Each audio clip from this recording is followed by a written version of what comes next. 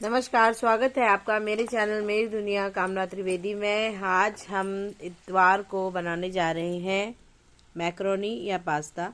जिसके लिए मैक्रोनी को आपको जितनी मात्रा में बनाना है उसको लीजिए, पानी में डालिए, अच्छे से धोइए और फिर उसको उबलने के लिए छोड़ दीजिए। उबलने के लिए उसको जब आपने बनाना है तो एक एक रेशा एक एक दाना अलग हो, उसके लिए आपको चाहिए रिफाइंड ऑयल। तो मैंने पानी में मैक्रोनी और पास्ता को भिगाया धो के और उसके बाद उसमें 1 चम्मच रिफाइंड ऑयल डाला।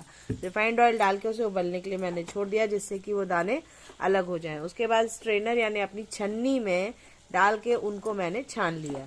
छानने से वो अलग हुए दानों को फिर हमें, क्योंकि जब हो जाता है पानी तो उसका हीटिंग यानी कुकिंग अभी भी चल रहा होता है, तो उसको रोकने के लिए प्रोसीजर ये होता है कि जब हम उबले हुए पानी से उसको छाने छन्नी में और गर्म पानी को निकाल दें तो उसी समय ताज़ा पानी यानी नल का जो फ्रेश पानी है उसको चला दें, ताकि उसकी कुकिंग प्रोसीजर उसी समय समाप्त हो जाए और वो एक एक रेशा एक एक दाना अलग हो जाए। अब वो होने के बाद भी मैंने, क्योंकि इस समय आप देख रहे हैं डिस्टर्बेंस है, इस समय किचन में वर्क और मेंटेनेंस चल रहा है, रिपेयर वर्क, तो इसीलिए हम लोग शिफ्ट हैं अभी एक रूम में। तो मैंने ये सारा प्रोसीजर, वीडियो लंबा हो जाएगा इसलिए आपको नहीं दिखाया। वो करने के बाद मैंने जो आज मिल्क वाली मैक्रोनी बना रही हूँ, तो उसमें मैंने कैसे बनाया, जो दूध करीब 1 कटोरी और फ्रेश मलाई के जो भगोना था ना दूध का, उसी में मैंने वो जो छानी हुई ठंडी मैक्रोनी थी, उबलने के बाद जो ठंडे पानी से निकाल दी थी, उसको मैंने इसमें डाल दिया और दूध में इसको पकने दिया। वो भी प्रोसीजर मैं कर चुकी हूँ, आप भी करिएगा, उससे क्रीमीनेस आती है आपकी मैक्रोनी या पास्ता में। 8-10 काली मिर्च को, फ्रेश काली मिर्च को मैंने अभी खरल में कूट लिया है और उसमें डाल दिया है। हमें इसमें ज़्यादा मसाले नहीं चाहिए, हमें चाहिए काली मिर्च। दूध में मैक्रोनी को उबाल के काली मिर्च डाल लीजिए। ये है चिली फ्लेक्स डाल लीजिए अगर आप मिर्चा खाते हो, और ऑरिगेनो भी डालना होगा फ्लेवर के लिए। बिना सब्जी के मैक्रोनी का स्वाद कोई बनता नहीं है, तो हमें क्या करना पड़ेगा कि अभी देखिए, जैसा जाही विधि राखे राम ताही विधि रही हो रहा है, तो जो उपलब्ध है सामने उसी में बन रहा है। उठने बैठने और कोई देने के लिए भी नहीं है, सब कुछ मुझे अकेले मेंटेन करना पड़ रहा है। तो मैंने इसी में सब्जियां काटी थी, तो इसी में मैंने 1 से 1.5 बड़ी सर्विंग स्पून आप रिफाइंड ऑयल डालिएगा या ऑलिव ऑयल डालिएगा। सरसों तेल में मैक्रोनी या पास्ता नहीं बनाते। बनाना चाहे तो बना लीजिए, लेकिन वो फ्लेवर नहीं आएगा। तो उसको फिर जब आप गरम करें तेल को, इसमें तड़का नहीं पड़ेगा। आपने प्याज, टमाटर, शिमला मिर्च अभी मेरे पास फिनिश हो गई थी, तो शिमला मिर्च, गोभी, पत्ता गोभी, गाजर, मटर, मशरूम, आजकल बहुत सब्जियां आ रही हैं, कोई भी इतनी प्रकार की सब्जियां में से कुछ भी जो आपके पास उपलब्ध हो वो डाल दीजिए। मेरे पास गाजर, फूल गोभी थी, पत्ता गोभी थी, पर मैंने काटी नहीं, पर एक ही साइज का काटे पत्ता गोभी को, लेकिन बारीक काटना पड़ेगा।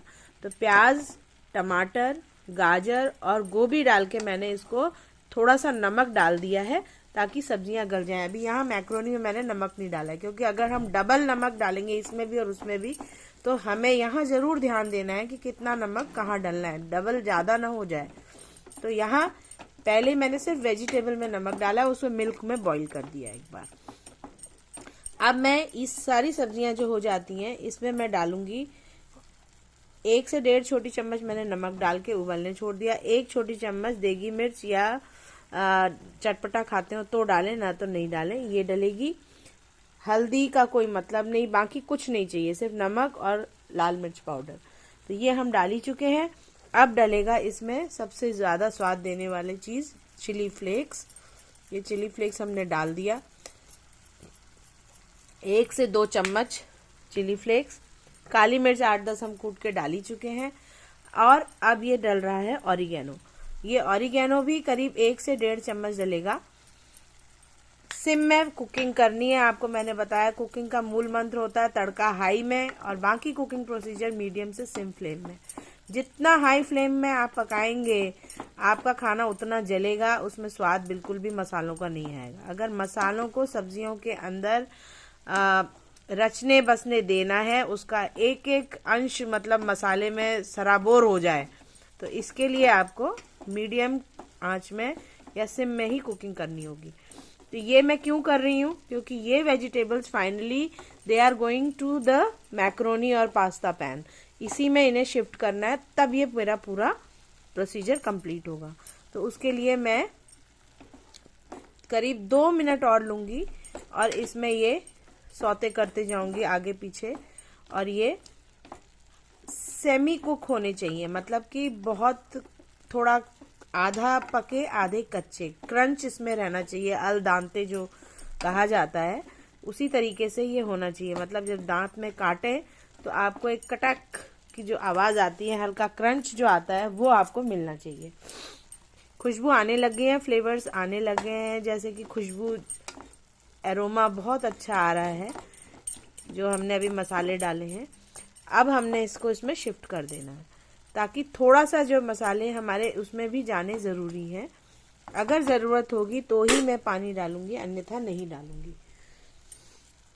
तो अब मैं पहले एक काम करती हूँ कि इसके लिए थोड़ी सी जगह बनाती हूँ।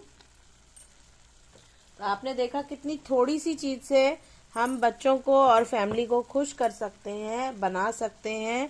मार्केट में सब्जियों की भरमार है, कोई दिक्कत नहीं है आजकल सब्जियों की। और अगर बर्तन भी कम हो तो PG hostel student, working women, आप हाउसवाइफ्स इत्तेफाक कर रही होंगी, ज़्यादा बर्तन अगर आपके पास मेड सर्वेंट नहीं है, आपको एक ही पॉट में काम करना है, दूध का बर्तन खाली होने वाला है, आपने उसी क्रीम में आपने बना सकते हैं, अगर बुरा न माने। नहीं तो अदरवाइज आप जिसमें बनाते हैं उसमें बनाएं। कहने का मतलब ये है कि हम कम में संसाधनों में भी, जैसे हमारे पूर्वज, हमारे एंसेस्टर्स, कम संसाधनों में भी अच्छी चीज़ खा सकते हैं, खिला सकते हैं और खुश रह सकते हैं। ज़रूरी नहीं है कि बहुतायत में चीज़ें हों और हम उसी से ही अपना काम चलाएं। कम से कम में भी हम अच्छे से अच्छा कर सकते हैं। ये भी संयोजना, ये भी प्लानिंग हमें आनी चाहिए। आज क्योंकि अभी यहाँ डस्ट बहुत है, काम बहुत है, इसलिए मैंने ज़्यादातर बर्तन जो है ना बंद कर रखे हैं डस्ट की वजह से, मिनिमम ही निकाले हैं जिससे कि मेरा काम चल जाए। अब इन सब्जियों के साथ इनको धीमे धीमे हाथों से मुझे पलटना अलटना पड़ेगा ताकि मैक्रोनी टूटे ना। कल हमने टमाटर की चटनी बनाई थी और आप तक पेश करी थी, आपने ज़रूर वीडियो देखा होगा तो शेयर, सब्सक्राइब, लाइक ज़रूर करा होगा। चैनल के साथ बने रहने के लिए बहुत बहुत धन्यवाद। चैनल मेरी दुनिया कामना त्रिवेदी को लाइक, शेयर, सब्सक्राइब करना ना भूलें। और इस तरह की आसान चीज़ें जो मैं डाल रही हूँ, मतलब डिफ़िकल्ट चीज़ को भी इजीली प्रेजेंट करना कम टाइम के साथ, ये भी एक आर्ट है। Cooking made easy for everybody का जो मिशन है उसे साकार करिए, बनाइए, खाइए, खिलाइए। और घर में जो भी आपका करता धरता है रसोई का, रसोईया जो भी है, आपकी मदर है, पेरेंट्स में जो भी है, या फिर उनकी थोड़ी बहुत आप हेल्प करिए। कटिंग, चॉपिंग, नीडिंग, ये छोटे छोटे हेल्पिंग हैंड आप अगर उन्हें देंगे तो वो लोग भी थोड़ा सा टाइम अपनी लाइफ के लिए अपने कुछ और चीज़ों में इन्वेस्ट कर पाएंगे। और थोड़ा बहुत हम सबको आना चाहिए। तो इसी के साथ वाणी को देती हूँ विराम। इसको मैं 5 मिनट और पकने दूंगी और इसको ढकना नहीं है। अगर मुझे ज़रूरत होगी तो ही मैं पानी डालूंगी, अन्यथा नहीं। जहाँ तक मुझे लग रहा है पानी की आवश्यकता नहीं है। तो ये था वाइट सॉस के साथ, मतलब क्रीमी पास्ता विद वेजिटेबल। इसको फाइनल गार्निश जब ये करेंगे ना जब हम, तो इसमें हमें डालना होगा थोड़ा सा टमाटो सॉस, और अगर सोया सॉस की आवश्यकता हो तो डालें, नहीं तो मैं ज़्यादा पसंद नहीं करती हूँ। बस मैं इतना ही करूँगी। थोड़ा सा फ्रेश बटर में इसमें इसी स्टेज में कुकिंग के टाइम में डाल रही हूँ, आप भी डालिएगा। ये मैं भूल गई थी बताना, क्योंकि जो बटर का फ्लेवर है, ये देखिए 1 चम्मच भर के मैंने इसमें बटर डाल दिया है, उससे क्रीमीनेस और इन्हेंस होगी, कम नहीं होगी। तो चलिए फिर मिलती हूँ किसी और डिश के साथ। आप भी इसी तरह बनाइएगा, खाइएगा, खिलाइएगा। टैग में मैं इसका फाइनल प्रेजेंटेशन मैंने कैसे किया, कैसे सर्व किया बताऊंगी। बड़े आराम से करिएगा। आप कढ़ाई में आराम से इनको मिक्स करिएगा और पैन में उबालिएगा। मैंने अभी इसी तरह काम चला लिया है।